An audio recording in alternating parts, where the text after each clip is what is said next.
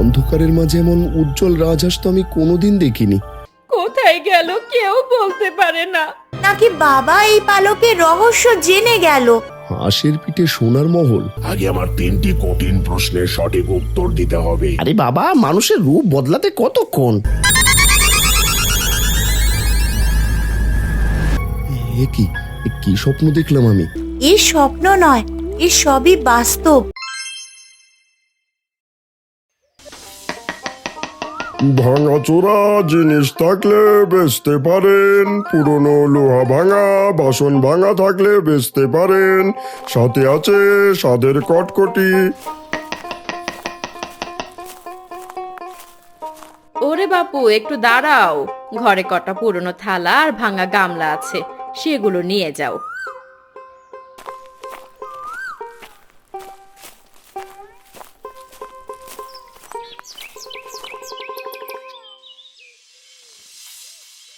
মা, আমার কটকটি চাই না, আমাকে একটু চানাচুর কিনে দাও না। ওই দেখো, ঝুড়ির পাশে মচমচে চানাচুরও আছে। এই নাও খুকি, তোমার জন্য 1 ঠোঙা মুচমুচে চানাচুর। খাও আর দেখো কেমন ঝাল মিষ্টি স্বাদ। আর এই নাও দিদি, এগুলোর দাম। ওটা কি কাকু? তোমার ঝুড়ির কোনায় ওই ছোট্ট পুরনো বইটা কিসে? ওটা কি গল্পের বই? ওটা এক আজব বই দিদিমণি, সাধারণ চোখে ওর মর্ম বোঝা বড় দায়। তোমার পছন্দ হয়েছে যখন, এটা তুমিই রাখো। ওসব জঞ্জাল নিয়ে কি করবি মালা? তার চেয়ে বরং চানাচুরটুকু খেয়ে ঘরে চল, অনেক কাজ বাকি।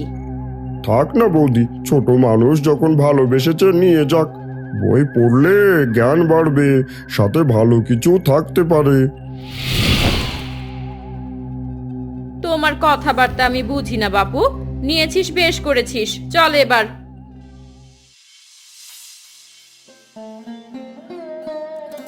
এই তাড়াতাড়ি হাত চালা তোরা, মেঘ গড়ার আগে সব ধান যেন আমার গোলায় ওঠে। পাওনা গন্ডা শোধ করার নাম নেই, এখন মাঠের ধান দেখে মায়া বাড়ানো হচ্ছে।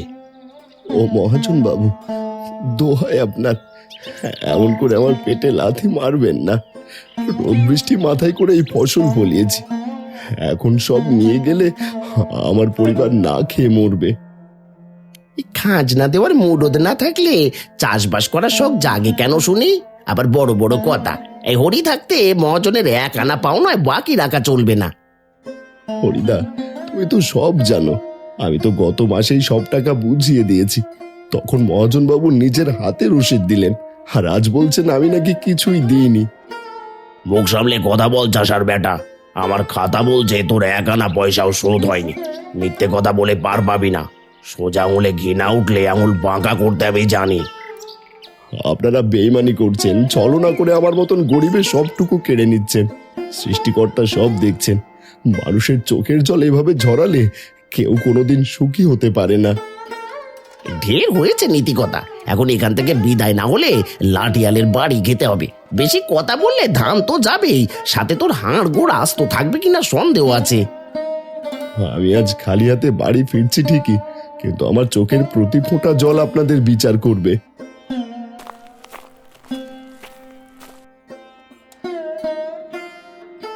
এই তোমরা তামাশা দেখছো কে? কাজ করো, কাজ করো। কাকু যে বইটা দিল, সেটার পাতাগুলো তো ভারী অদ্ভুত। কেমন যেন গন্ধ আসছে। ভেতরে কি সব আজব ছবি আঁকা, কিন্তু কোনো গল্পের নাম তো খুঁজে পাচ্ছি না। ও মা, বইয়ের ঠিক মাঝখানে এটা কি লুকিয়ে রাখা? কি সুন্দর সাদা ধবধবে একটা পালক, আর এটা থেকে কেমন মৃদু নীল আলো বের হচ্ছে। লুকিয়ে রাখি, বাইরে মনে হয় বাবা এসেছে। ওগো, তোমার একই চেহারা হয়েছে। সারাটা দিন মাঠে কাটিয়ে রিক্ত হস্তে ফিরলে যে। ধান নিয়ে আড়তে যাওয়ার কথা ছিল, অথচ তোমার সাথে তো একটা ঝুড়িও দেখছি না। সব শেষ হয়ে গেছে কবিতা। মহাজন আজ মানুষ নয়, সাক্ষাৎ শয়তান হয়ে আমার সামনে দাঁড়িয়েছিল। সে তার লাঠিয়ালদের দিয়ে আমার সোনার ধানগুলো কেটে নিয়ে নিজের গোলায় তুলে ফেলেছে। সে কি কথা, তুমি কি প্রতিবাদ করলে না? আমাদের সারা বছরের খাবার তারা চোখের সামনে কেড়ে নিল। এখন এই অভাবের দিনে আমি এই ছোট মেয়েটার মুখে কি তুলে দেব, একবার ভেবে দেখেছো? প্রতিবাদ করে কি হবে? বেইমানি হরিয়ার মহাজন মিলে জাল দলিল বানিয়ে আমার সবটুকু গ্রাস করেছে। আমি তাদের হাতে পায়ে ধরেছি, কিন্তু পাষাণদের মন গলেনি, উল্টে আমাকে তাড়িয়ে দিয়েছে। বাবা, তুমি কেঁদো না। যারা তোমার পরিশ্রমের ফসল অন্যায়ভাবে কেটে দিয়েছে তাদের ভালো হবে না, দেখো। চলো, ঘরে চলো। মারে, তোকে আজ কিছুই দিতে পারলাম না। তোর হতভাগা বাবা আজ বড় অসহায়। সৎ পথে থাকার একটাই কষ্ট, আর সেটা হলো অভাব। আর ভেবো না, ওপরওয়ালা যা করেন ভালোর জন্যই করেন।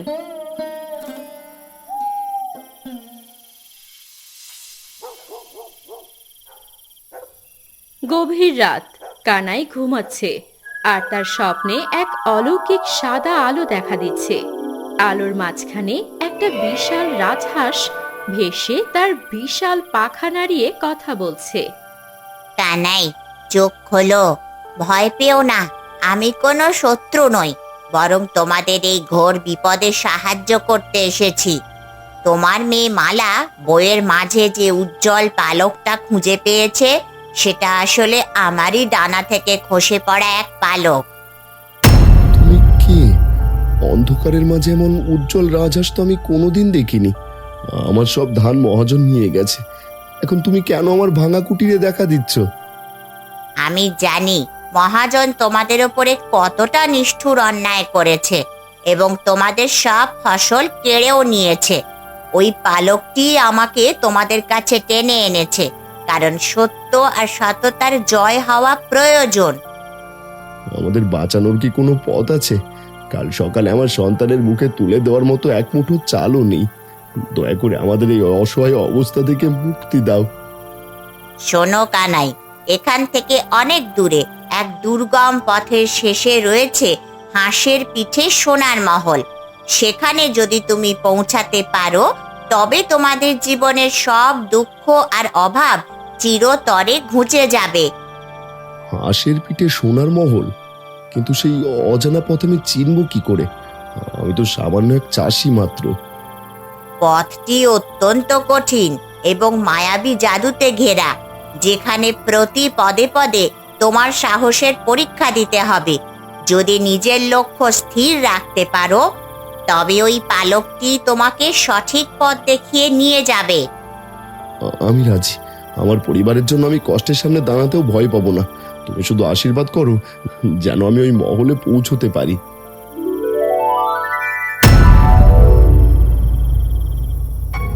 এ কি কি স্বপ্ন দেখলাম আমি? সত্যি কি তবে মালামা হাঁসের পালক পেয়েছে? এখনই সবাই সবাই ঘুমিয়ে আছে। কানাই বিছানা থেকে নেমে মালার পাশে সেই পুরনো বইটা খুঁজে বের করে। বই খুলে পালকটা হাতে নিতেই পালকের রং পরিবর্তন হয়ে নীল আভা ছড়াতে থাকে। এইটাই মনে হচ্ছে সেই হাঁসের পালক। কাউকে না জেনে কাল ভোরে আমি রওনা দেব সেই হাঁসের পিঠে সোনার মহলের উদ্দেশ্যে। মালামা, ওঠ, দেখ তো তোর বাবা কোথায় গেল। সকালে উঠে দেখি বিছানায় তোর বাবা নেই। গেছে হয়তো মাঠে। আমাকে আরেকটু ঘুমাতে দাও মা।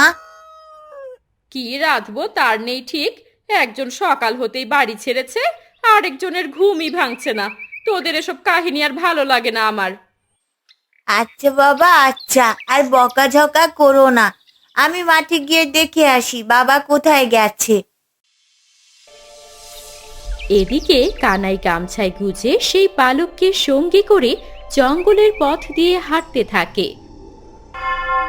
হঠাৎ এক পাহাড়ের চূড়োর নিচে এক সাধুকে দেখতে পায়। এই থামো বৎস, এই দুর্গম পথে একা কোথায় যাচ্ছ? সামনে কিন্তু সাধারণ কোনো মানুষের যাওয়ার হুকুম নেই।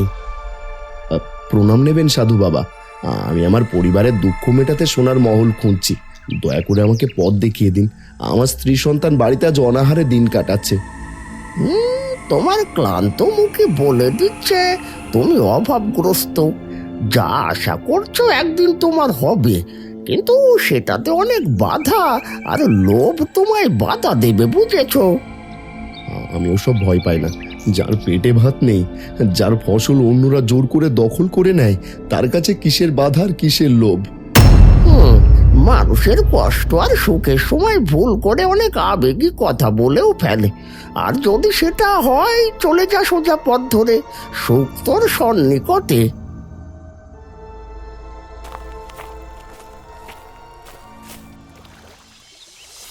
উফ, দুপুর হয়ে গেল। জানি না বাড়িতে তারা কেমন আছে। ওদের না জানিয়ে আসাটা মনে হয় ঠিক হয়নি। অনেক পথ পাড়ি দিয়ে ফেলেছি, এখন ফিরতে গেলেও রাত হয়ে যাবে। হঠাৎ লক্ষ্য করে একটা মাকড়সার জালে একটা ফড়িং আটকে আছে, বারবার লাফাচ্ছে বের হবার জন্য। ইস, ফড়িংটা জালে কেমন আটকে ছটপট করছে। না না, একে এভাবে ফেলে রেখে গেলে মাকড়সা তাকে খেয়ে ফেলবে।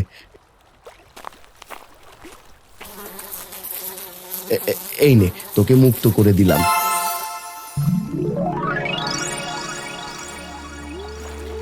ওগো ভালো মানুষ, তুমি আমায় আজ রক্ষা করলে, নয়তো মাকড়সার পেটে যেতে হতো আমায়। এ কি? আমি কি মায়াবী জঙ্গলে প্রবেশ করলাম? সবকিছু স্বপ্নের মতো ফড়িং থেকে পরি হয়ে যাচ্ছে। এ স্বপ্ন নয়, এ সবই বাস্তব। তোমার সততা দেখে আমি মুগ্ধ হয়েছি। এই নাও বনের সুগন্ধি গন্ধরাজ ফুল। এই ফুল তোমাকে পাহাড়ি মায়াজাল কাটাতে সাহায্য করবে। সোজা উত্তর দিকে গেলেই মহলের দরজা দেখতে পাবে। তুমিও দেখি সবই জানো। অনেক ধন্যবাদ তোমায়। তোমার আশীর্বাদ আমি কোনোদিনও ভুলবো না। মনে সাহস পাচ্ছি এবার। আর যেভাবেই হোক আমি সেই রহস্যময় মহলের দ্বারে পৌঁছবই।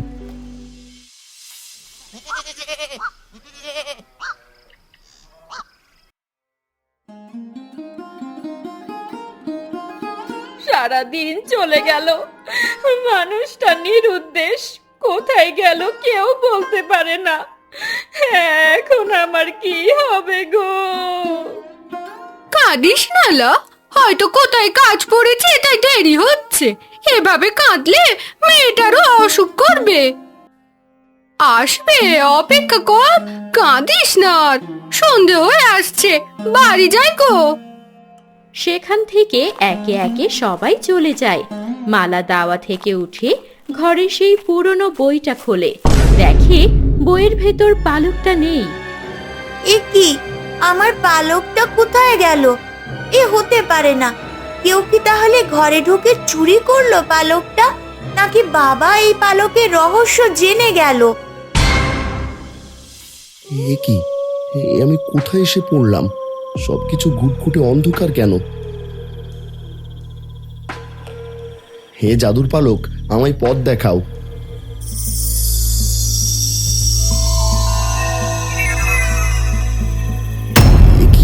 এ কি দেখছি আমি? এ তো সত্যি হাঁসের পিঠে সোনার মহল। না না, আর দেরি করা যাবে না।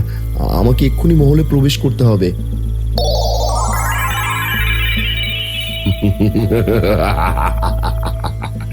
আমি জাদুকর হামজা, এই মহলের একমাত্র পাহারাদার। সাধারণ এক ভিখারি চাষি হয়ে তুই আমার মহলের দরজায় আসার সাহস পেলি কোত্থেকে? আমি ভিখিরি নই জাদুকর। আমি কেবল আমার ন্যায্য অধিকার ফিরে পেতে চাই। দয়া করে আমাকে ভেতরে যেতে দিন। আমি অনেক দূর থেকে এক রাজহাঁসের নির্দেশে এখানে এসেছি।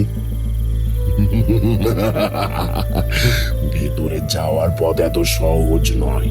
আগে আমার 3টি কঠিন প্রশ্নের সঠিক উত্তর দিতে হবে। যদি পারিস তবেই মুক্তি, আর যদি উত্তর দিতে ভুল করিস তবে চিরকাল আমার বন্দি দশায় তোকে পাথর হয়ে থাকতে হবে। এ কি কঠিন শর্ত! আমি তো সামান্য অক্ষর জ্ঞানহীন চাষি। আমি কি এসব ধাঁধার উত্তর দিতে পারবো? আমি তো সব জানি না, আমার কাজ এটাই। বল দেখি কানাই, দুনিয়ার এমন কোন জিনিস আছে যা ব্যয় করলে কমে না, বরং বৃদ্ধি পায়? হায় হায়, প্রথম প্রশ্নের উত্তরই তোমার মাথায় আসছে না। আমার পরিবারের এখন কি হবে? ভেবে চিনতে বল, সময় চলে যাচ্ছে। যদি ভুল বলিস তবে এই মুহূর্তে পাথর হয়ে যাবি। হায় সাধু বাবা, আপনার কথাই ঠিক। আমি আবেগে এখানে চলে এসেছি। জানি না এখানে আবেগ দিয়ে কাজ হয় না। এখন শুধু সময়ের অপেক্ষা আমার পাথর হবার। সময় শেষ কানাই, তুই আমার শর্ত পূরণ করতে ব্যর্থ হয়েছিস। এখন আবার মায়া জালে বন্দি হ। তোর তার আগে বাড়ি ফেরা হবে না। এই অন্ধকার কুঠুরিতেই তোকে সারা জীবন পাথর হয়ে কাটাতে হবে।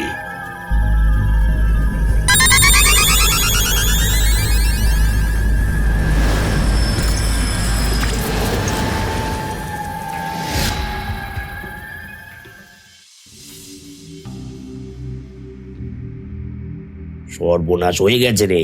কাল রাতে আলমারি ভেঙে আমার সব সোনার গয়নার মোহর চুরি হয়ে গেছে। আমার বাড়িতে ঢোকার সাহস হলো কার? গ্রামে কোনো নতুন লোক কি কাল রাতে এসেছিল? নতুন লোক কেন হবে মহাজন বাবু? ঘরের শত্রু বিভীষণ না হলে কি আর সিন্ধুকের খবর বাইরের লোক পায়? বেশ কিছুদিন ধরেই দেখছি কানাই আপনার বাড়ির পাশে ঘুর ঘুর করছে।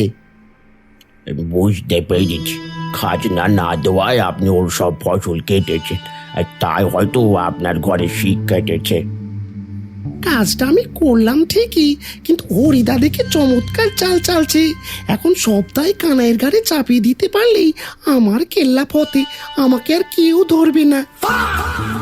আমা, এই জন্যই তো কানাইকে দুদিন ধরে দেখা যাচ্ছে না। তার মনে যে এই শয়তানি লুকিয়ে থাকবে কে জানতো? আরে কানাই তো খুব ভালো মানুষ ছিল। সে কি সত্যি মহাজন বাবুর ঘরে শীত কাটতে পারে? নিজের চোখে না দেখে লোকটাকে চোর বলা কি ঠিক হবে? তার পরিবার তো খুব বিপদে আছে। আরে বাবা, মানুষের রূপ বদলাতে কতক্ষণ? পেটে খিদে থাকলে মানুষ চোর হতে কতক্ষণ? ঠিক বলেছিস হরি। কানাইকে পাওয়া না পর্যন্ত তাদের পরিবারকে এক ঘরে করা হলো। তাদের সাথে কেউ যেন আর কোনো কথা না বলে। আমি এখনই ঢেরা পিটিয়ে গ্রামবাসীকে বলে দিচ্ছি যেন কানাই চোরের বাড়ির আশেপাশে কেউ না ঘেঁষে। খুব ভালো হয়েছে, এবার এক ঘরে করে দিয়েছে আমাদের। এ গায়ে আর এক মুহূর্তও নয়। আমি আজই বাপের বাড়ি চলে যাব। একটা মানুষের সাথে এত বছর সংসার করেও বুঝলে না মানুষটা কেমন? কেউ না জানুক, তুমি তো জানো বাবা চোর হতে পারে, আর বাবার এই বিপদের সময় তাকে ছেড়ে চলে যাবে? এসব আমার মনের কথা নয় রে মা, বলতে পারিস? আমি তোর মুখের আহার কিভাবে তুলে দেব এখন? আমাদের যে এক ঘরে করা হয়েছে। এ নিশ্চয় এই মায়াবী বইয়ের কোনো খেলা। তুমি কেঁদো না মা, আমি এই রহস্য ভেদ করবই, তুমি শুধু দেখে যাও।